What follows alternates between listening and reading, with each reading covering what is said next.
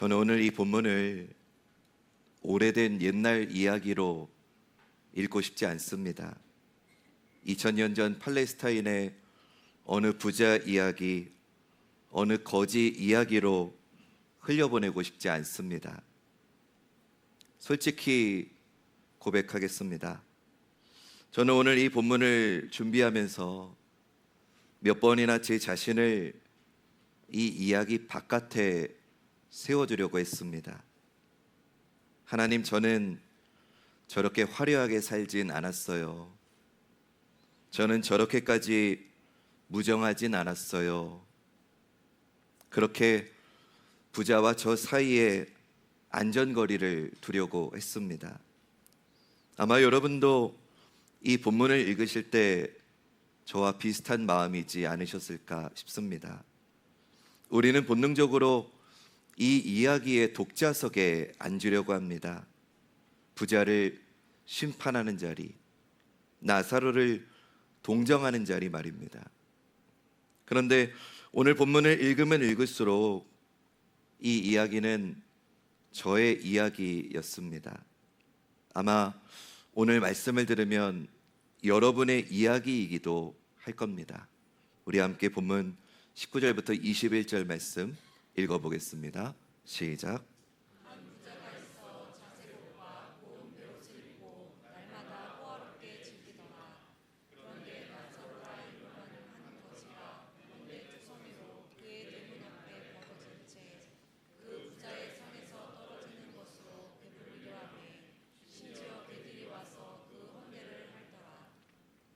이 20절에 보니까 버려진 채라고 하는 표현이 나옵니다. 버려진 채. 이건 단순히 거기 있었다는 뜻이 아니죠. 내던져져 있었다는 거죠. 누군가에 의해서 던져진 상태로 있었다는 뜻입니다. 나사로는 그냥 거기 있었던 게 아니라 마치 쓰레기처럼 던져진 채 방치되어 있었던 겁니다. 버려진 채.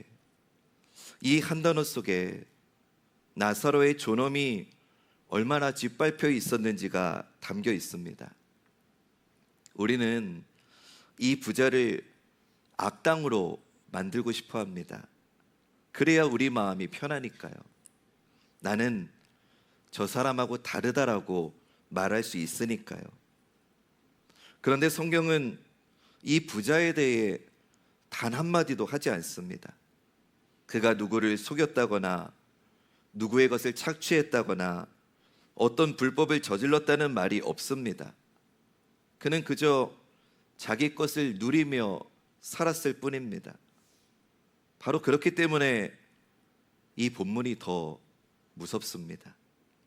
만약 이 부자가 누군가를 등쳐먹은 악인이었다면 우리는 편안하게 이 이야기를 들을 수 있었을 겁니다. 그런데 그는 그저 평범하게 잘 사는 사람이었습니다. 그래서 오늘 우리는 이 이야기 속에서 우리 자신의 얼굴을 찾아볼 수 있습니다. 부자의 죄는 무엇이었나요?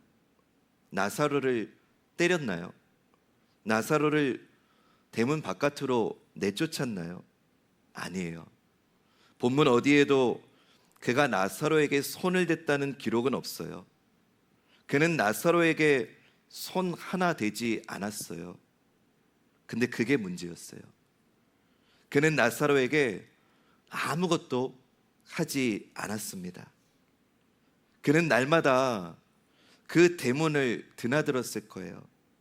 날마다 그 헌대투성이의 몸을 보았을 거예요. 날마다 나사로의 그 신음소리를 들었을 거예요. 그런데 그는 나사로를 보지 않는 법을 배운 거지요. 있는데 없는 사람으로 만드는 법, 존재하는데 존재하지 않는 것처럼 지나가는 법을 익힌 겁니다. 이것이 얼마나 무서운 죄인지 우리는 잘 모릅니다. 왜냐하면 우리도 매일 그렇게 살고 있기 때문입니다. 여러분, 우리에게도 대문이 있습니다. 우리가 매일 드나드는 문, 우리가 매일 지나치는 자리가 있습니다. 회사 앞에서, 지하철역 계단에서, 옆집 현관 앞에서, 심지어는 우리 가족의 식탁 앞에서 우리는 누군가를 지나칩니다. 그를 미워해서가 아닙니다. 그저 보지 않아도 사라지기 때문입니다. 한 성도님을 생각해 봅니다. 오랫동안 같은 교회를 다녔는데 어느 순간부터 예배당에 보이지 않게 된 분이 있었습니다. 나중에야 알았습니다. 그분이 힘든 시간을 보내는 동안 아무도 안부를 묻지 않았다는 것을요. 누구도 그분을 미워하지 않았습니다. 그저 보지 않았을 뿐입니다. 저 역시 목회하면서 그런 순간들을 돌아보게 됩니다. 신방을 다니면서도 정작 가장 가까운 곳에 있는 아픔을 지나쳤던 적은 없었는지 저 자신을 돌아봅니다. 부자의 죄는 적극적인 악행이 아닙니다. 소극적인 무감각이었어요. 그리고 그 무감각은 화려한 옷을 입고 날마다 잔치를 벌이는 삶 속에서 아주 자연스럽게 자라났습니다. 여러분 한번 생각해 보세요. 이 부자의 상에는 늘 빵 부스러기가 떨어져 있었을 거예요. 당시에 유대 상류층들은 밥 먹기 전에 손을 빵 조각으로 닦았다고 해요. 그리고 손을 닦은 그 빵은 먹는 게 아니라 그냥 바닥에 던지는 부자들에게는 그런 관습이 있었습니다. 나사로가 구했던 건 바로 그 손 닦은 빵이었던 거죠. 부자에게는 버리는 것이었고 나사로에게는 그것이 생명이었겠지요. 그런데도 부자는 그것조차 나누지 않았습니다. 그 나눔이 그에게 아무 손해도 아니었는데도 말입니다. 풍요는 우리의 눈을 감기는 힘이 있습니다. 안락함은 이웃의 신음을 들리지 않게 만드는 힘이 있습니다.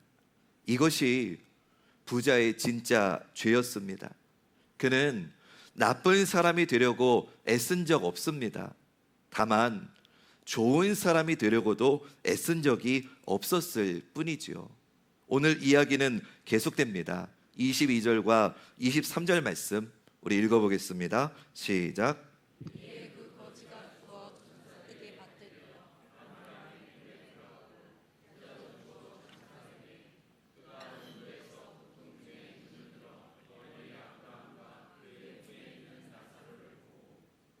여기서 대비가 참 극적입니다. 나사로는 이 말씀에 보니까 천사들에게 받들려서 아브라함 품에 들어갑니다. 반면에 부자는 그저 장사되었다고만 기록됩니다. 아마 부자의 장례식은 성대했겠지요. 수많은 조문객들이 왔을 거고 화려한 무덤에 묻혔을 거예요. 반면에 나사로의 시신은 아마 아무도 거두지 않아서 어딘가에 버려졌을 거예요. 그런데 하나님의 말씀인 성경은 이 땅에 이 세상의 장례 절차에는 관심이 없습니다. 하나님의 말씀은 오직 그의 영혼이 어디로 갔는가만을 기록하고 있습니다. 여러분, 죽음은 모든 것을 무효로 만듭니다. 이 땅에서의 자색 옷도 고운 배옷도 날마다의 잔치도 죽음 앞에서는 아무 힘이 없습니다. 그리고 죽음은 이 땅에서의 자리를 완전히 뒤집습니다. 나사로가 부자의 상 아래에서 부스러기를 구하던 자리가 이제는 부자가 나사로에게 손끝에 물 한 방울을 구하는 자리로 바뀌게 된다는 걸 우리는 보게 됩니다. 그것을 기억하면서 우리 26절 말씀 읽어보겠습니다. 시작. 그뿐 아니라 너희와 우리 사이에 큰 구렁텅이가 놓여 있어 여기서 너희에게 건너가고자 하되 갈 수 없고 거기서 우리에게 건너올 수도 없게 하였느니라. 여기 본문에서 구렁텅이라고 하는 단어를 좀 집중해 보려고 합니다. 이 구렁텅이라고 하는 이 단어는 헬라어로는 카스마라고 하는 단어인데, 이 카스마에서 요새 우리가 자주 쓰는 캐즘이라고 하는 단어가 나온 겁니다. 캐즘이 뭡니까? 전기차 캐즘. 전기차 불안해서 못하겠다는 겁니다. 마음의 거리를 뜻하는 겁니다. 그러니까 구렁텅이는 단순한 틈이 아니라 우리 마음에서 멀어진 거리입니다. 입을 크게 벌린 깊은 균열을 뜻하는 겁니다. 이 균열, 이 구렁텅이는 하나님이 죽음 이후에 갑자기 만드신 벽이 아닙니다. 저는 이렇게 믿습니다. 이것은 부자가 이 세상에서 나사로와의 사이에서 날마다 조금씩 쌓아 올린 담이 죽음 이후에 캐즘, 구렁텅이가 되어서 이 땅에서의 마음의 거리가 입을 크게 벌리는 구렁텅이가 되어가지고 죽음 이후에 그 실체를 드러냈다고 저는 믿습니다. 대문을 사이에 두고 서로에게 무관심했던 그 거리가 죽음 이후에 영원 속에서는 건널 수 없는 심연이 되어서 돌아온 겁니다. 한 가지 더 눈여겨볼 게 있습니다. 부자는 지옥에서도 여전히 이 나사로를 별 볼 일 없는 자기의 심부름꾼 정도로 생각하고 있습니다. 24절에 보니까 나사로를 보내어 내 혀를 서늘하게 하소서. 27절에 보니까 나사로를 내 아버지의 집에 보내소서라고 말합니다. 그러니까 죽어서도 부자는 나사로의 이름은 알고 있지만 나사로 그를 여전히 자기의 필요를 채워줄 그냥 심부름꾼 도구 정도로만 보고 있는 겁니다. 여러분, 이게 무슨 말인가요? 회개조차도, 죽어서 이 회개조차도 살아서의 습관을 벗어나지 못한다는 겁니다. 이게 얼마나 무서운 일입니까? 사람이 이 땅에서 평생 살아온 습성은 죽음 넘어서까지도 그 사람을 붙들고 있다는 겁니다. 사랑하는 여러분, 오늘 우리가 누군가와의 사이에서 쌓은 담은 결코 오늘 하루로 끝나지 않습니다. 그것은 쌓이고 쌓여서 캐슴이 되고 마음의 거리가 되고 구렁텅이가 되어서 언젠가 우리 스스로 도저히 건널 수 없는 그 마음의 거리, 구렁텅이가 될 수 있습니다. 오늘 이 본문이 우리에게 던지는 무서운 경고입니다. 지금 우리가 눈을 감고 지나치는 이웃, 지금 우리가 무심코 쌓는 마음의 거리, 그건 결코 사소한 게 아닙니다. 이 이야기의 마지막 부분에서 부자는 마지막 부탁을 합니다. 우리 27절과 28절 말씀 읽어보겠습니다. 시작.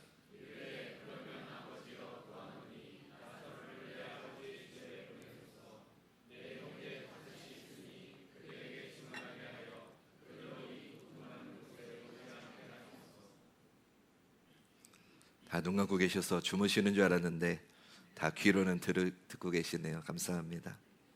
부자는 여전히 자기 형제들을 걱정합니다. 어쩌면 이것이 그에게 남은 유일한 사랑이었는지도 모르겠어요. 그는 자기 형제들이 자기와 같은 운명에 처하지 않기를 바랍니다. 그런데 이 부자가 구하는 방법을 한번 보세요. 그는 죽은 자가 살아 돌아가서 내 형제에게 말해주면 내 형제들이 믿을 겁니다 라고 말해요. 죽은 자가 살아 돌아가는 초자연적인 기적, 표적을 요구하고 있습니다. 그러면서 하는 말이, 내 아버지 아브라함이요, 죽은 사람이 살아서 내 형제에게 가서 제대로 살라고 하면 그들이 믿을 겁니다. 그런 놀라운 기적을 보면 내 형제들이 반드시 회개할 겁니다 라고 말하고 있어요. 근데 여러분, 이 부자의 이 생각이 오늘 우리의 마음과 너무나 똑같지 않습니까? 하나님, 만약에 나에게 확실한 표적을 주시면, 만약에 나한테 놀라운 특별한 체험을 주시면, 그러면 제가 정말 믿겠습니다. 그러면 제가 정말 변할 겁니다.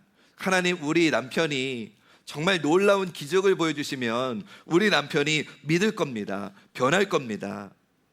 우리는 늘 지금 주어진 말씀보다 뭔가 더 크고 놀랍고 대단한 기적과 표적을 기다리지요. 그런데 아브라함의 대답은 아주 단호합니다. 우리 29절과 31절 말씀, 우리 마지막으로 한번 읽어볼까요? 시작. 아브라함이 이르되 그들에게 모세와 선지자들이 있으니 그들에게 들을지니라. 이르되 모세와 선지자들에게 듣지 아니하면 비록 죽은 자 가운데서 살아나는 자가 있을지라도 권함을 받지 아니하리라 하였다 하시니라. 이 말씀은 우리의 그런 마음의 착각을 아주 완전히 정면으로 깨뜨리는 말씀이죠. 아브라함이 말합니다. 착각하지 마. 모세와 선지자의 말씀을 듣고도 돌이키지 않으면 죽은 사람이 살아가서 말해도 절대로 돌이키지 못해. 여러분, 사람의 완악함은 절대로 기적으로 고쳐지지 않아요. 여러분들이 무슨 기도원 가가지고 휠체어에 앉은 사람이 막 벌떡벌떡 일어나고 암덩어리가 떨어져 나갔다고 하는 것들 많이 직간접적으로 보셨을 거예요. 제가 그 표적과 기적을 부인하는 게 아니에요. 하나님은 그런 일을 하실 수 있어요. 근데 그런 기적이, 그런 표적이 내 마음의 완악함을 바꿀 수는 없다는 거예요. 사람의 완악함은 절대로 기적으로 고쳐지지 않습니다. 만약에 우리가 지금 주어진 이 하나님의 말씀 앞에서 우리 마음을 돌이키지 못하면 그것보다 더 큰 무언가를 보아도 우리는 절대로 돌이킬 수 없어요. 그리고 우리는 여기서 이 본문에서 놀라운 지점에 다다릅니다. 예수님께서 이 비유를 말씀하실 때 이 거지의 이름이 뭐였지요? 나사예요? 나사로지요. 이 나사로라고 하는 이름을 택한 건 절대로 우연이 아닙니다. 요한복음 11장을 보면 예수님은 실제로 마르다와 마리아의 오빠인 이 나사로라고 하는 사람을 죽은 자 가운데서 살리시지요. 그런데 그 기적을 본 사람들 가운데 상당수가 분명히 죽었던 사람이 걸어 나오는 기적을 봤는데 그 상당수가 오히려 마음이 더 완악해져 가지고 예수님을 죽이려는 모의를 냈다는 말씀이 요한복음 11장 53절에 나오거든요. 여러분, 이게 무슨 말인가요? 죽은 자가 살아나는 걸 두 눈으로 본 사람들조차도 자기의 완고함을 회개하지 않았다는 거죠. 아브라함이 지금 말하잖아요. 모세와 선지자의 말씀을 듣고도 돌이키지 않으면 죽은 자가 와서 살아난다고 해도 그들은 돌이키지 않아. 모세의 그 말이, 아브라함의 그 말이 지금 요한복음 11장을 통해서 역사 가운데 그대로 증명이 된 거지요. 여러분, 우리는 이미 모세와 선지자의 말씀, 구약을 가지고 있어요. 그리고 우리는 온전한 66권의 하나님의 말씀을 가지고 있어요. 그리고 무엇보다 우리에게는 죽은 자 가운데서 실제로 살아나신 예수 그리스도가 우리 가운데 계십니다. 할렐루야. 부자가 그토록 원했던, 구했던 그 기적은 이미 우리에게 일어났습니다. 그런데도 우리는 여전히 더 큰 표적을, 더 확실한 증거를 기다리고 있지는 않느냐? 오늘 하나님 말씀은 우리에게 묻는 거죠. 회개는요, 특별한 체험하고 일어나는 거 아니에요. 회개는요, 오늘 지금 주어진 말씀 앞에서 성령이 내 마음을 일으키실 때 오늘 하는 것이 회개인 줄로 믿습니다. 오늘 우리가 이 하나님의 말씀 앞에서 우리가 진짜로 붙들어야 되는 거는요, 우리의 결심이 아니고요. 한번 따라해 봅시다. 십자가. 오늘 이 말씀 앞에서 우리가 붙들어야 되는 건 우리의 결심이 아니라 십자가입니다. 부자와 나사로 사이에 그 건널 수 없는 구렁텅이 앞에서 누구도 건널 수 없는 그 구렁텅이를 오직 한 분만이 그 구렁텅이의 시면을 건너오신 분이 계세요. 예수 그리스도께서는 하늘의 보좌를 버리시고 그 깊은 죄와 심판의 구렁텅이를 친히 건너서 우리에게 오신 줄 믿습니다. 우리가 나사로처럼 대문 앞에 버려져 내던져져 있었을 때 우리를 향해 손을 내밀어 주신 분이 바로 예수 그리스도이십니다. 그렇기 때문에 오늘 우리에게 필요한 건 더 큰 표적이 아니에요.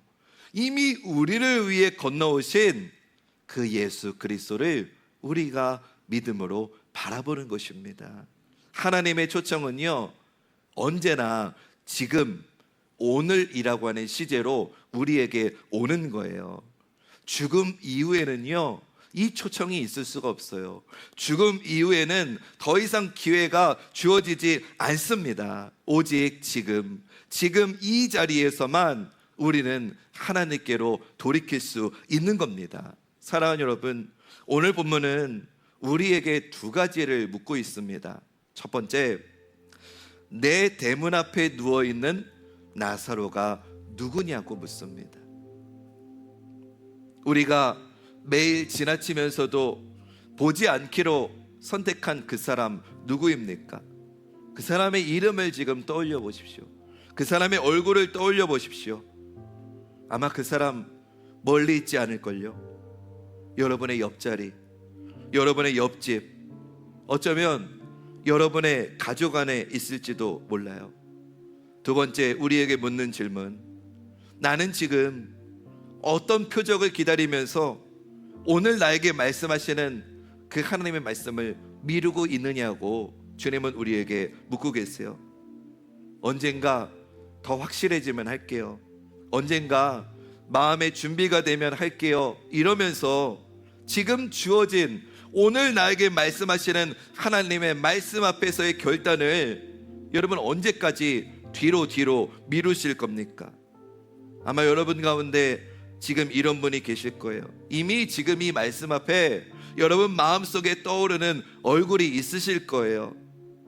이번 주에는 연락해야지 생각을 했는데 몇 달째, 몇 년째 미뤄두고 계신 분 있을 거예요. 오늘 그 이름을 오늘 다시 붙드시기 바랍니다. 이 두 가지 질문은 사실 하나예요. 이웃을 보는 것과 하나님 말씀 앞에 서는 건 사실 다른 일이 아니에요. 말씀 앞에 진실로 선 사람은 반드시 내 대문 앞에 이웃을 보게 되어 있습니다. 그리고 그 이웃을 진실로 보는 사람은 이미 하나님 말씀에 순종하고 있는 겁니다. 사랑하는 여러분, 우리에게는 아직 기회가 있습니다. 오늘 본문의 부자에게는 없었던 그 기회에 지금 이 순간이라고 하는 기회가 우리에게는 있습니다. 오늘 이 예배당 문을 나서시면서 여러분 각자의 대문 앞을 한 번 더 바라보시기 바랍니다. 오늘 지금 이 시간 내 마음에 말씀하시는 그 하나님의 말씀 앞에서 더 이상 미루지 말고 응답하시기 바랍니다. 여러분 이미 다 알고 있어요. 마음으로 다 용서하라고 성령님이 이미 다 여러분들에게 말씀하셨어요. 이해하라고, 네가 먼저 인사하라고, 네가 먼저 손 내밀라고, 네가 먼저 머리 숙이라고, 네가 먼저 죽으라고 이미 우리 다 알고 있어요. 근데 안 하는 거죠. 못하는 게 아니라 안 하는 겁니다. 왜냐? 내 자존심 때문에, 내 체면 때문에. 내가 먼저 사과하면 내가 낮아질까봐, 내가 먼저 손 내밀면 날 무시할까봐. 여러분 죄송하지만 우리 교회 성도들은 더 이상 그 말씀 안 했으면 좋겠어요. 무슨 말이냐면요, 나 무시하는 거예요? 이 말 하지 마세요. 누구도 날 무시하지 않아요. 어떤 사람도 날 무시할 수 없어요. 설사 무시하는 사람이 있어도 그건 그 사람 생각일 뿐인 거예요. 내가 하나님의 자녀인데 누가 날 무시해요? 제가 봉천동에서 몇 년 사역해 보니까 우리 교회 사람만 아니라 시장에서 가끔 그런 말을 자주 듣더라고요. 나 무시하냐고. 왜 그런지 모르겠어요. 왜 그렇게 무시하냐는 말을 많이 하는지 모르겠어요. 아니에요. 누구도 여러분을 무시하지 않아요. 근데 정작 누구도 나를 무시하지 않는데 나는 하나님을 무시하고 있는 거예요. 너 낮아져라 말씀하시는데 하나님 무시하는 거예요. 내가 너 손 내밀어라 말씀하시는데 내가 하나님 무시하는 거예요. 나 무시하는 거예요. 이 말은 내가 해야 될 말이 아니라 어쩌면 하나님이 하셔야 될 말씀이에요. 너 지금 나 무시하는 거냐? 내가 그렇게 낮아지라고, 내가 그렇게 손 내밀라고, 내가 그렇게 마음은 열라고 수차례 노크했는데 너 지금 나 무시하는 거냐? 이 말은 내가 해야 될 말이 아니라 하나님이 하셔야 될 말이라고요.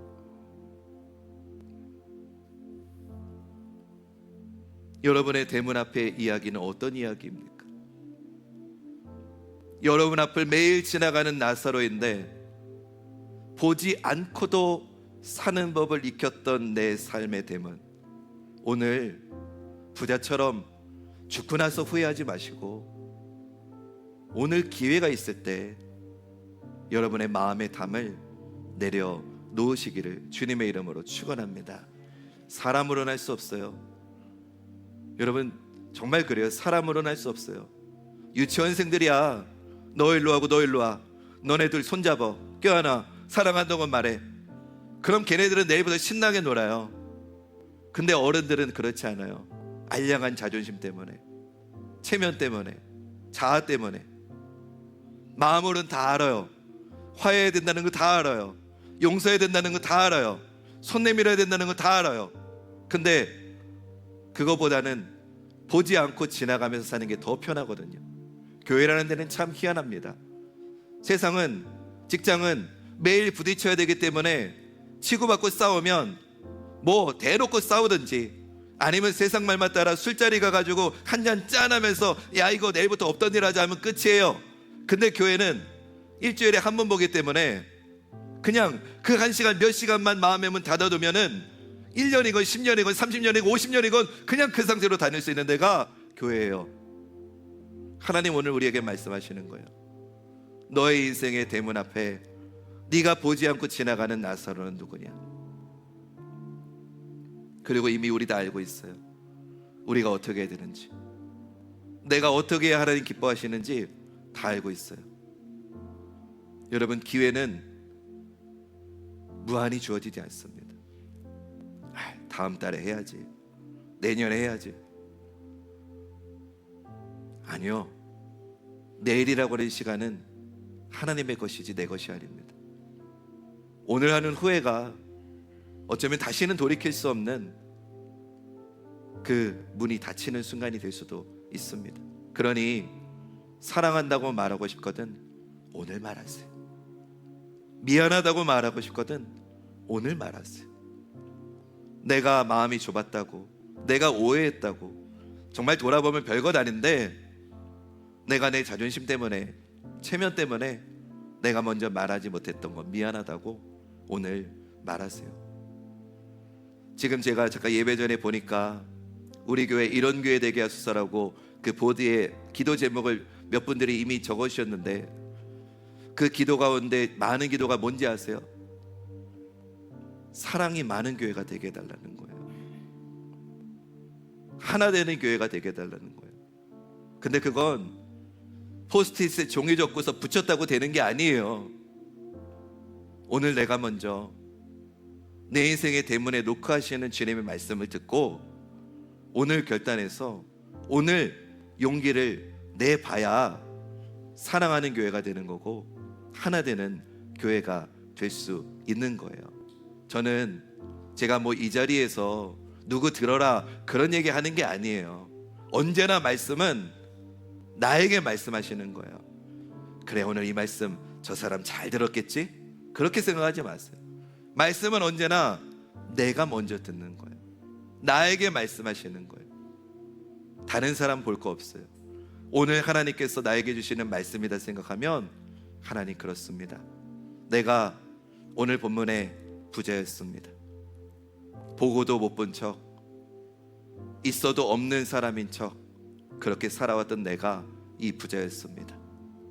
더 큰 표적이나 어떤 기적을 요구하지 마시고 오늘 나에게 말씀하시는 그 하나님 말씀에 여러분 반응하셔서 응답하셔서 여러분 인생의 대문이 놀랍게 변화되시는 이번 한 주간 되시기를 주님의 이름으로 축원합니다.